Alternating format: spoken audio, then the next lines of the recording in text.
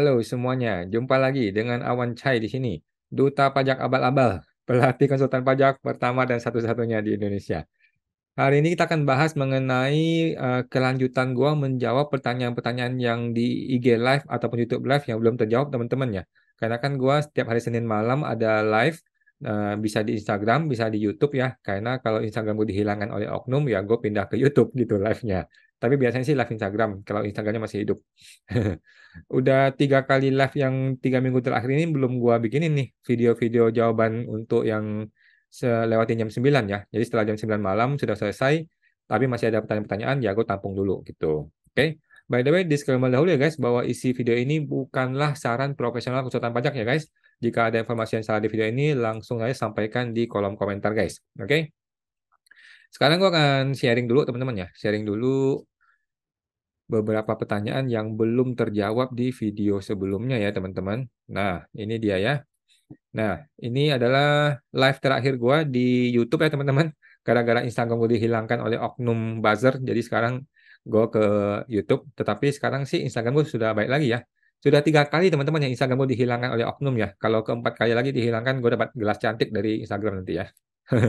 Oke, jadi ini pertanyaan yang akan gue jawab langsung. Bapak Suryo Lambono ya, yang kemarin ya. Apakah dalam pemeriksaan itu, pemeriksa mempunyai hak untuk meminta data-data yang berkaitan dengan pelaporan SPT tahunan kita? Jawabannya ada haknya ya, suka-suka dia. Dia mau minta apa? Tidak logis bila sudah terbit SPHP, kita meminta mereka menunjukkan bukti-bukti yang mereka punya. Di mana tidak logisnya, Pak? Kenapa nggak logis? Jadi kalau dia bilang saya pegang narkoba gitu ya, saya punya narkoba gitu. Tetapi saya mau tanya, mana narkobanya? Dia belum kasih lihat. Ya masih logis dong kalau gue bertanya mana narkobanya kan gitu. Gue kan divonis nih, divonis bersalah gitu kan. Nah, lanjut ya. Thank you Pak Surya.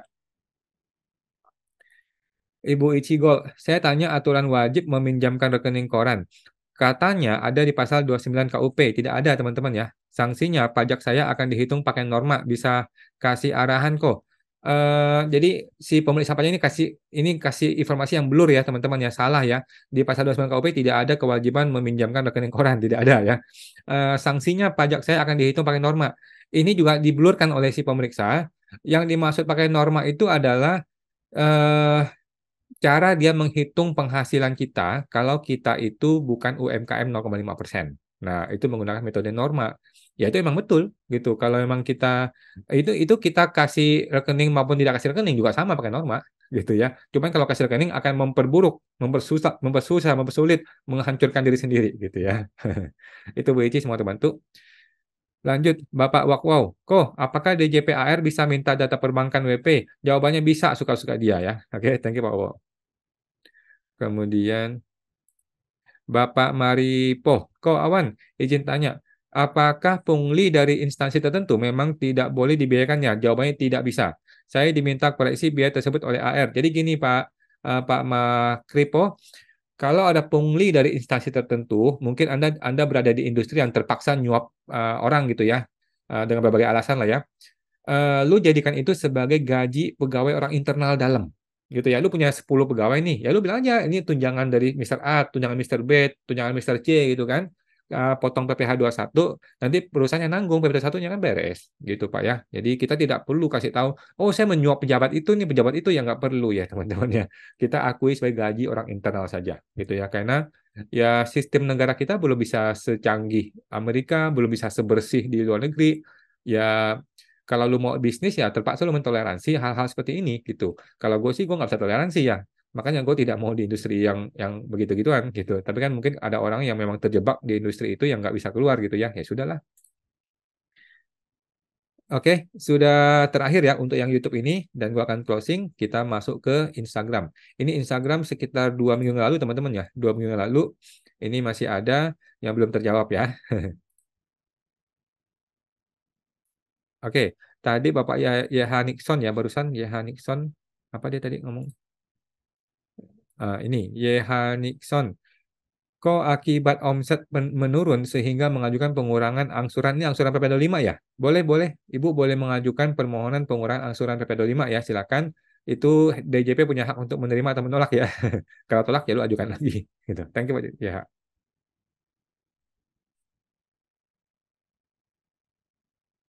Oke, Ibu Yuna Dewi, Kok Awan, kalau misalkan direktur ambil dividen, terus dividen tersebut mau diinvestasikan di obligasi pemerintah dalam mata uang dolar Indon, bolehkah? Setahu saya boleh ya, mata uang Indon. Yang penting tidak dibawa ke luar negeri. Ya kan dia beli Indon kan di dalam negeri ya, boleh gitu. Mau Indon, mau yang SBN di Indonesia, nggak ada masalah ya. Rupiah maupun dolar saya rasa sama aja. Semoga teman tuh Bu Yuna Dewi.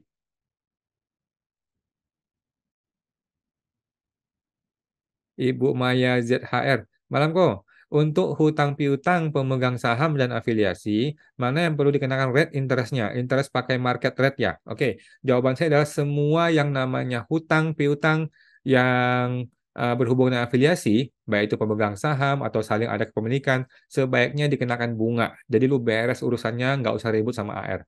Gitu ya, teman-teman. Kenakanlah bunga atas yang namanya hutang piutang.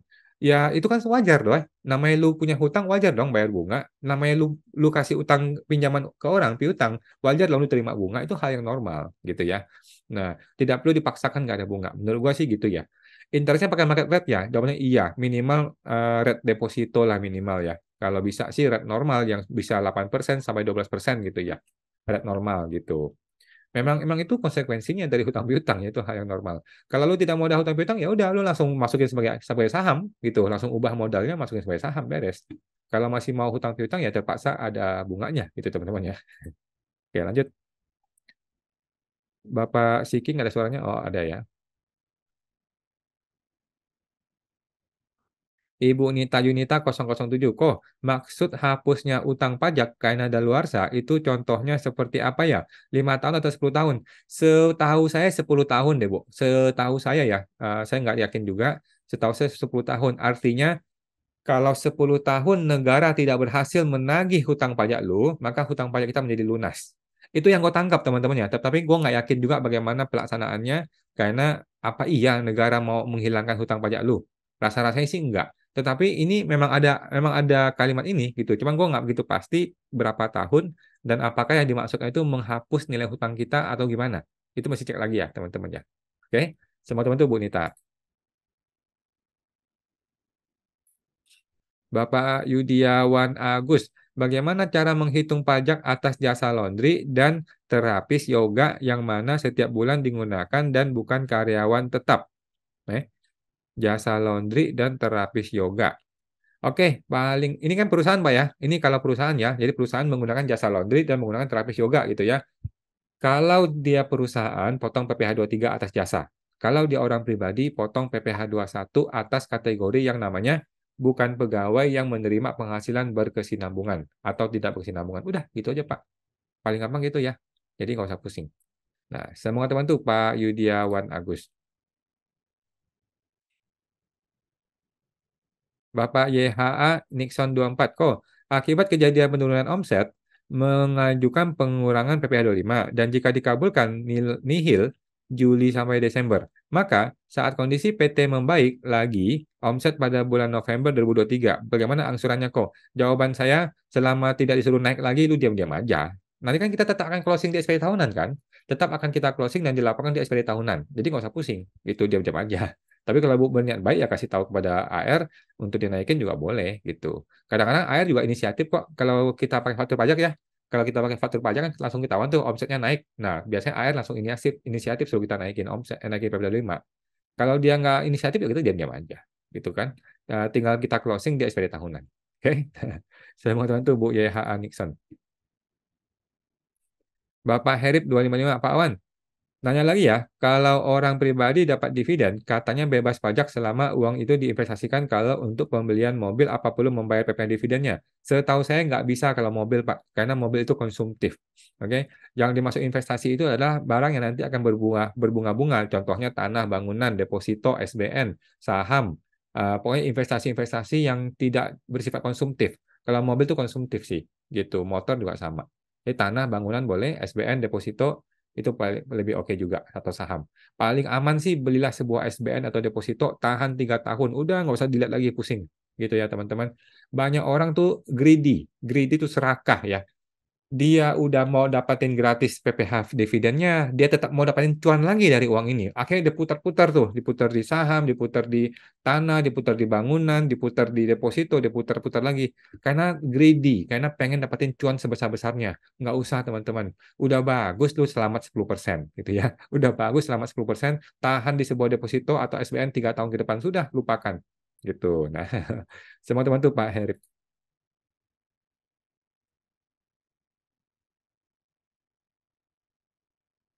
Oke, sudah semua ya. Lanjut, ini adalah yang 3 minggu sebelumnya. 3 minggu sebelumnya juga belum terjawab nih teman-teman ya. Bapak Rindri, kok kalau SPT tahunan lebih bayar, apakah boleh mem-PBK-kan PPh 25 ke tahun berikutnya? Jawabannya tidak bisa, Pak ya, tidak bisa. PPh 25 tidak bersifat untuk di PBK. Oke, PP25 itu hanya bisa dengan dua cara, dihanguskan atau direstitusikan, dibalikin. Restitusi akan terjadi yang namanya pemeriksaan pajak. Oke, tinggal dihanguskan atau direstitusikan. Kalau gua sarannya selalu dihanguskan saja. Oke, negara punya hutang ratusan triliun, bos. Bunganya ya, negara kita membayar bunga hutang ratusan triliun, bangun IKN 400 triliun. Jadi udahlah, buang aja. Bantu negara lah, bantu Jokowi. Oke, Pak Randy, thank you Pak, semua bantu. Bapak Jaki Muhammad 2981, siap kok. Sesekali ntar kita duet ya kok untuk kebenaran dan pemberantasan oknum yang nggak jelas. Siap Pak Jaki, siap, siap. Bapak Jaki, terima kasih banyak ilmu kau. Sama-sama Pak Jaki. Oke. Bapak Muhammad Lutfi 1719. Malam kawan. Izin tanya, kalau lawan transaksi menggunakan bukti potong PPh pasal 22, apakah bisa menggunakan PPh final 0,5%? Jawabannya bisa-bisa aja, cuman PPh 22 jadi hangus ya. Jadi boleh-boleh aja. Kalau emang lu qualified 0,5%, maka lu jangan mau dipotong PPh 22. Lu cetaklah surat keterangan PP 55 yang 0,5%, kasih lihat kepada si customer, kasih tahu dia, Pak, jangan lagi potong PPh 22 atau 23 ya. Mulai sekarang potonglah PPh 0,5%. Oke? Nah, tetapi kalau dia tetap maksa potong PPh 22, ya nggak apa-apa. Lu buang aja. Nggak usah dikreditkan, tetapi kita tetap pakai 0,5%. Yang penting kita qualified ya. Kita mesti qualified. Cara tahu kita qualified atau nggak qualified, cetaklah surat keterangan PP 55 beres. Oke? Semua teman-teman Pak Muhammad Lutfi. Bapak CV Angkasa, Bang, kalau ada Twitter, mungkin bisa tag akun official DJP dan tanya mengenai masalah live tadi siang. Oke, oke. Jadi gini teman-teman, kita ini nggak bodoh-bodoh amat lah ya. Kita ini sudah dewasa. Kalau ini kasus tidak ditindaklanjuti, artinya dari atas sudah ada perintah untuk membiarkan kasusnya. Gitulah, kita masih paham teman-teman. Kita bukan orang bodoh ya. Kita ini orang dewasa gitu. Kalau kasus gue sudah ramai begini, sudah viral begini, tidak diapa-apain, tidak diproses, artinya ada petunjuk atau perintah dari atasan, tolong dibiarkan. Gitu. Sesimpel itu mikirnya ya. Kita nggak usah naif, nggak usah kayak anak kecil, nggak ngerti gitu. Nggak, kita ngerti kok ya. Oke. Biasanya official akun mereka sangat aktif dalam merespon netizen. Ya, mereka akan aktif kecuali kalau orang-orang seperti gue nih yang masuk ya. Paling dia bilang nanti silakan dihubungi KPP gitu ya. Oke, thank you Pak CV Angkasa. Bapak spesialis pajak. Saat saya bayar SP2DK dengan AR dan klien via Zoom, justru mereka yang minta izin untuk mereka rekam. Masa mereka bisa rekam, kita nggak bisa? Ya memang begitulah. Dia pikir negara ini punya dia. Dia pikir KPP itu punya dia. Jadi suka-suka dia mau ngatur negara ini. Nggak bisa, bos. Nggak bisa ya. Ini negara punya kita bersama. Itu KPP punya kita bersama. Gitu ya. Oke? Bapak, apa tadi ya? Oke? Semoga terbantu. Bapak ISWN 876 komentar Pak yang disuruh pindah tempat apa tuh? Terpotong Pak. Bapak Rats 8. Bapak Rats 8. Kok kan klien WP Koawan dah oke dibuka. Mungkin orang pajaknya takut jadi malah ngebongkar data lawan transaksi misalnya. Menurut kawan gimana? Jawabannya tidak ada data lawan transaksi teman-teman ya. Ini orang pribadi, tidak ada hubungannya dengan lawan transaksi. Ini bukanlah perusahaan yang jual ke A jual ke B, nanti ada bukti potong dan sebagainya. Nggak ada. Ini adalah lawan satu orang dan cuma ada satu data temuan yaitu data konkret yang katanya data rekening. Udah gitu aja. Gitu. Oke? Itu satu. Yang kedua, kalaupun ada lawan transaksi, tetap nggak ada masalah. Tetap nggak ada masalah. Ini sudah kami nyatakan kami mau dibuka. Oke? Nah, kalau nanti ini bakal dipermasalahkan, dia kan takut dipermasalahkan oleh lawan transaksi nih. Ini alasan yang mengada-ngada ya. Kalau dia dipermasalahkan oleh lawan transaksi, dia tinggal bilang, kami bukan orang yang nge-live-in, yang nge-live-in si Awan. Lu tuntut si Awan, yang tuntut kami. Gampang selesai urusannya. Karena device-nya, handphonenya itu milik gue. Device-nya itu milik gua. Gua berkuasa penuh terhadap handphone gua. Yang bikin live adalah gue. Jadi gue bertanggung jawab atas penyiaran barang ini. Gitu. Mereka akan bebas dari hukum. Gitu. Mereka ini memang ada kesengajaan ya mencari-cari masalah, memfishing dan sebagainya. Pengennya ini maunya ngikutin maunya mereka gitu loh. Nah, gue nggak bisa bos digituin. Oke, Bapak Raj, thank you. Semua teman-teman. Ibu Micin Kawan, di SPT PPN biasanya tahun pajak kan 1 sampai 12. Kenapa ya?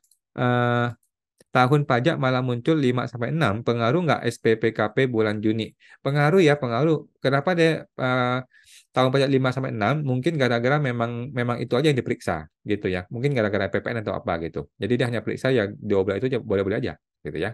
Saya mau teman-teman tubuh. Bapak Yuri serta enggak.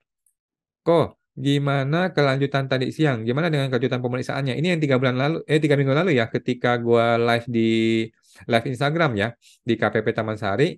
Kelanjutannya begitulah ya, tinggal dinonton aja sampai hari ini sudah ada banyak videonya. Kelanjutannya adalah tiba-tiba ada SPHP dan kemudian gua datang ke SPHP dan dicegat di pintu satpam ya, di pagar satpam. Oke, tinggal nonton lah, sudah ada videonya. Saya mau teman-teman Bu Yuri. Bapak Effendi 979. Masalah pasal 34 KUHP yang diberdepan ke awan. Pasal 34 KUP ya, bukan KUHP. Pasal 34 ya.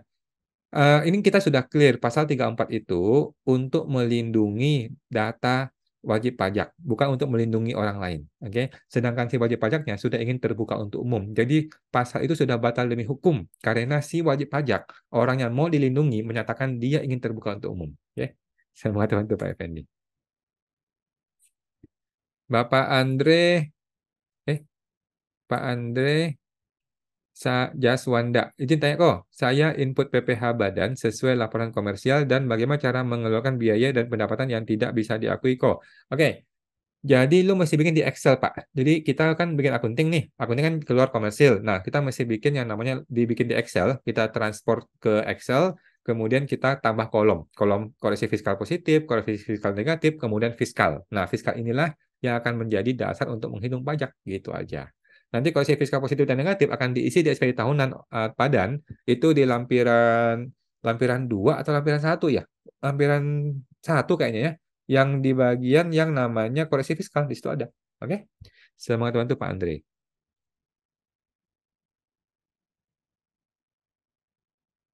Bapak Hana 2172. Kawan, kalau di imigrasi tuh terpampang tulisan dilarang mereka. Apa ada undang-undangnya? Ada. Jadi kalau dia sampai bikin pelang tidak boleh merekam, itu ada undang-undangnya. Undang-undang itu bukan undang-undang orang lain, yang undang-undang mereka, undang-undang imigrasi. Gitu. Memang sudah ada undang-undangnya, gitu ya. Kalau KPP itu tidak ada, di perpajakan tidak ada undang-undang itu untuk dilarang merekam. Seandainya ada, dia itu nggak usah ribut, nggak usah berantem sama gua. Dia tinggal tunjukin, Pak, ini ada undang-undang pajak nih. Pasal sekian, ayat sekian ngomong gini, di semua KPP tidak boleh merekam atau memfoto kecuali dapat izin dari kami. Selesai perdebatan di situ, gua hentikan. Gitu ya. Tetapi gara-gara itu tidak ada aturan itu, tetapi mereka tetap memaksakan keinginan mereka, dia cari itu undang-undangnya, dia cari berbagai undang-undang yang lain, dia hubung-hubungkan gitu, yang mana nggak nyambung. Gitu ya. Saya mau bantu Pak Hanha. Nah, Bapak Francesi Lalahi, reimbursement dikenakan PPN? Jawabannya enggak, sepanjang lu bisa buktikan ya itu reimbursement ya. Contohnya, gua menerima reimbursement dari A kepada C. A mau bayar ke C, tapi nitip ke gue nih. Nah, tetapi invoice-nya harus dari C langsung ke A ya, jangan lewat gua. Nah, itu namanya reimbursement. Itu tidak usah bayar PPN. Bapak Hana, kan pelayan publik, iya, beda. Jadi ada pelayan publik yang memang sudah ada undang-undangnya untuk tidak boleh merekam. Contohnya imigrasi, bandara. Bandara masih boleh, cuman imigrasi kayak nggak bisa. Dia sudah ada undang-undangnya. Bukan aturannya si kepala kantor ya, bukan aturannya si orang yang kerja di situ, enggak ya. Ini kita nggak ngomongin rumah A, rumah B, ini ngomongin pelayanan publik. Ya. Thank you Pak Hana sama teman tuh.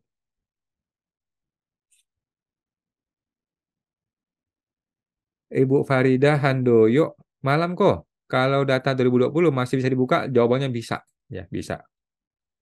Kan 2020 belum kadaluarsa ya, jadi masih bisa. Bapak Komdak Tribrata kok yang pelayanan publik ada aturannya pasal berapa kok buat backup kita kok. Jadi tidak ada pasalnya. Gara-gara tidak ada pasalnya, maka ini jadi boleh. Gitu ya, ngerti ya Bapak Kondang dan teman-teman. Sesuatu yang tidak diatur itu artinya boleh. Kecuali diatur tidak boleh, barulah tidak boleh. Oke, gue kasih perumpamaan. Kita boleh nggak bernapas? Jawabannya boleh. Kenapa? Karena tidak ada larangan bernapas. Gitu ya teman-teman ya. Kita boleh bernapas karena tidak ada larangan bernapas. Boleh nggak kita datang ke suatu tempat, dia bilang nggak boleh bernapas. Nggak boleh, dia nggak boleh ngomong gitu. Karena gue punya hak untuk bernapas dan tidak ada undang-undang yang melarang. Gitu. Oke? Pertanyaannya, boleh nggak gue buang sampah di situ? Di sebuah tempat gitu ya. Jawabannya ada nggak undang-undang yang melarang? Kalau ada undang-undang yang melarang area ini tidak boleh buang sampah, maka gua tidak boleh buang sampah di situ. Kalau gua buang sampah di situ, maka jadi pelanggaran. Kalau tidak ada undang-undangnya, maka gua boleh buang sampah di situ. Oke, paham ya teman-temannya.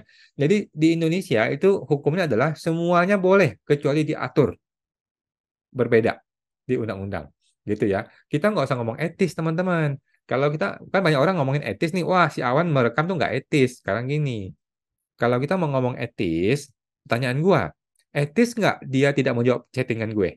Nggak etis. Menurut gua loh ya, menurut dia fine-fine aja. Tidak ada hukum yang mewajibkan dia untuk tidak untuk membalas chatting gue, ya toh? Nah dia aja bisa ngomong hukum, oke?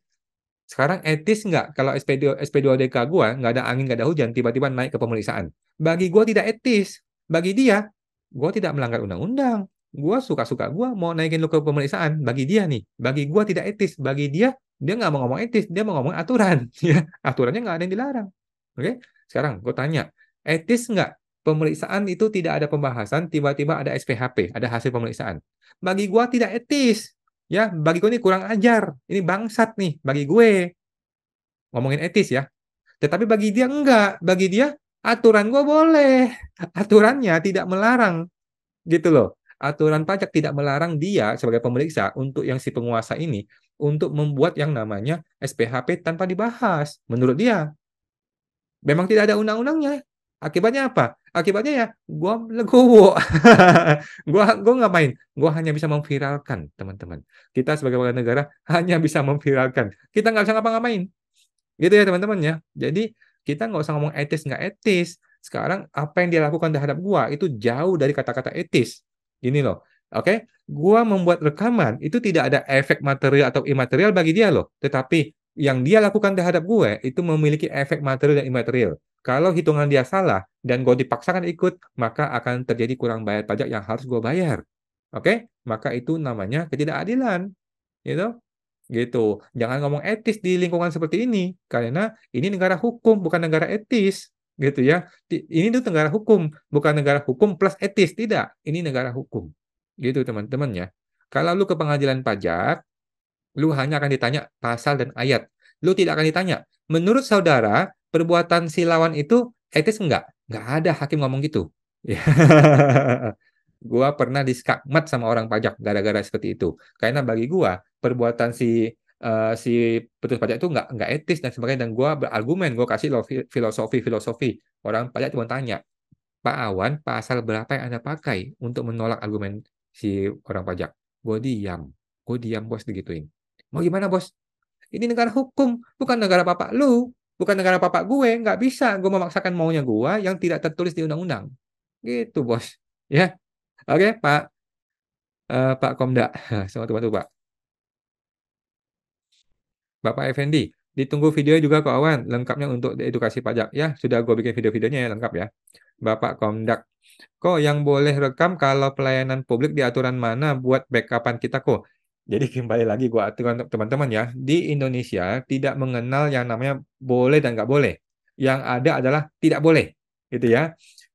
Semuanya adalah boleh kecuali dilarang oleh undang-undang peraturan, gitu ya. Jadi boleh nggak gua menyetir motor dengan kecepatan 120 km per jam? Jawabannya boleh, kecuali diatur oleh undang-undang di jalan itu nggak boleh. Nanti maksud gue ya teman-teman ya. Lu boleh lakukan apapun kecuali diatur oleh undang-undang berbeda. Oke? Contohnya, Gue boleh nggak pakai ganja? Jawabannya tidak boleh karena sudah diatur di undang-undang. Tetapi gue boleh nggak pakai pakai satu zat gitu ya? Mungkin namanya namanya apa ya zatnya? Plastisimin contohnya.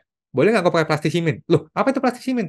Plastisimin adalah semacam ganja, memiliki efek yang sama seperti ganja, tapi barang ini belum pernah dikenal di Indonesia. Boleh nggak gue pakai barang itu? Jawabannya boleh, walaupun dia punya efek yang sama seperti ganja, karena tidak diatur di undang-undang. Gitu teman-teman logikanya ya. Semuanya adalah boleh kecuali diatur oleh undang-undang. Oke? Clear ya? Itu namanya prinsip hukum positif. Cilakalah dunia ini kalau si A berpendapat B, si A berpendapat A, si B berpendapat B, kemudian memaksakan masing-masing, cilaka, bisa perang-perangan Indonesia ini. Nggak boleh, teman-teman ya. Karena bagi dia, si plastisimin itu haram, bagi gua tidak haram. Untuk menyelesaikan permasalahan ini, kita kembali ke hukum. Hukum adalah Tuhan. Gitu, teman-teman ya. Suara hakim itu suara Tuhan ya. Hukum adalah Tuhan. Gitu. Nggak bisa kita meminta dasar hukum. Mana yang bilang boleh merekam? Enggak begitu prinsip hukum di Indonesia. Prinsip hukumnya adalah ada larangan nggak? Kalau ada larangan, maka menjadi tidak boleh. Kalau tidak ada larangan, maka boleh. Dan tidak perlu ditulis bahwa itu boleh. Repot kalau nanti negara ini, kalau semua yang boleh mesti ditulis boleh. Enggak begitu. Ya. Prinsip hukum itu, kalau di dilarang, baru dia menjadi larangan. Kalau dia tidak dilarang, maka dia adalah boleh. Gitu, teman-teman ya. Segampang itu cara mikirnya. Semacam seperti heroin, ganja gitu ya. Boleh nggak saya pakai heroin? Jawabannya tidak boleh kecuali dalam kondisi tertentu. Sudah diatur di undang-undang. Gitu, teman-teman ya. Oke? Nah, boleh nggak gua mengkonsumsi satu zat yang namanya, gua lagi ada handphone Samsung di sini. Samsung Zian contohnya, Samsung Zian itu nama sebuah produk gitu ya. Itu adalah narkoba. Tetapi nggak diatur di dalam undang-undang, maka barang ini boleh gue pakai. Gitu, teman-teman ya. Nah, itu adalah prinsip hukum positif. Artinya semuanya boleh kecuali dilarang. Oke? Ada oknum-oknum pajak memberikan logika yang terbalik. Memang bodoh nih orang-orang ini, bodoh banget ya. Dia balik logikanya. Oke? Semuanya itu adalah nggak boleh kecuali diatur boleh. Dia bilang semuanya nggak boleh, termasuk merekam, kecuali boleh. Mana tunjukin dasar dasar hukum yang bilang boleh merekam? Dia ngomong gitu. Memang sebodoh itu orang-orang ini ya. Kalau begitu ceritanya, kalau semua tidak boleh kecuali diatur boleh, maka kita semua nggak boleh bernapas. Karena tidak ada dasar hukum yang bilang boleh bernapas. Memang sebodoh itu orang-orang itu ya. Sekolahnya tinggi-tinggi mereka itu, tapi kebodohannya itu diumbar di kolom komentar gitu loh. Dan gue publis tuh komentarnya ya, biar dia tahu gitu. Oke, teman-teman ya, itu ya, kita masih ngerti-ngerti hukum dikit lah ya. Oke, semoga teman tuh Pak Komdak. Jadi tidak perlu ada satu hukum yang bilang boleh merekam, tidak perlu teman-teman ya, Bapak Komdak. Yang benar adalah semuanya boleh kecuali dilarang. Oke, Bapak Wendy Taurus, kok bisa jelaskan beda pemeriksaan dan bukper itu apa? Mana lebih tinggi kok? Jadi pemeriksaan dan bukper itu dua jalur yang berbeda ya, bukan satu lebih tinggi, satu lebih rendah, tidak.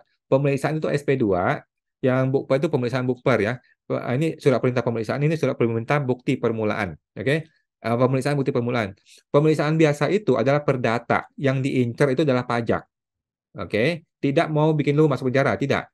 Kalau bukper itu adalah tindak pidana perpajakan. Dia mencari dua alat bukti supaya lu bisa dijerat untuk tindak pidana perpajakan. Oke, pemeriksaan bukper. Pemeriksaan bukper pun lu masih bisa menyelesaikan dengan prinsip restoratif justice atau ultimum remedium. Artinya kalau lu ditemukan bersalah secara pidana, lu tetap masih boleh menyelesaikan secara perdata. Artinya lu membayar kerugian negara, maka pidananya selesai. Oke, penjaranya tidak jadi karena lu sudah mengembalikan kerugian negara. Oke, jadi negara itu tidak mau menghukum orang. Negara itu nggak mau memenjarakan orang. Negara itu mau dapat duit. Oke, negara itu mau lu bayar pajak plus denda gitu ya. Nah, jadi nggak usah khawatir teman-teman yang berlebihan, nggak perlu khawatir. Pemeriksaan bisa selesai dengan bayar pajak. Bukper pun bisa selesai dengan bayar pajak. Gitu aja sih. Gitu. Jadi nggak ada masalah. Kecuali orang yang ngeyel, orangnya pasang badan gitu ya. Mungkin dia nggak punya duit atau dia gimana gitu. Akhirnya masuk penjara ya. Ada gitu juga gitu ya. Oke, semoga teman tuh Pak Wendy, bukber dan pemeriksaan itu hal yang biasa ya. Hal yang sama saja, bukan lebih tinggi. Ibu Gitawati Kuawan, kalau udah akhir bulan, udah males banget harus lapor pajak. Hanya Ibu RT, Ibu rumah tangga nggak bekerja, cuma lapor deposito, nggak ada aset apa-apa juga. Deposito Bapak dulu, kalau 100 miliar kan beda, Bu. Boleh nggak kok kalau dibiarkan nggak laporan? Jangan ya, denda apa-apa kan. Kan pajak udah dibayar 20%. Lapor Bu, lapor. Karena gini Bu, suatu hari mungkin Ibu kan mau menghibahkan barang itu kepada anak, kepada siapa gitu kan. Kalau belum terlapor nanti Ibu yang repot gitu ya. Jadi nggak apa-apa lah, setahun sekali lapor. Kalau Ibu repot bayar konsultan pajak kan beres gitu Bu ya. Saya mau teman-teman Bu kita. Bapak NW Farida, kok kalau PTP dan omsetnya di bawah 500 juta itu nggak kena 0,5% ya kok? Jawabannya enggak ya. Jawabannya tetap kena ya. Jadi PTP atau CV atau PT itu adalah badan. Badan itu tidak bisa memanfaatkan 500 juta yang free itu ya, teman-teman ya. Tidak bisa. Dia tetap akan kena 0,5% dari awal. Hanya orang pribadi yang bisa pakai 0,5%. 500 juta.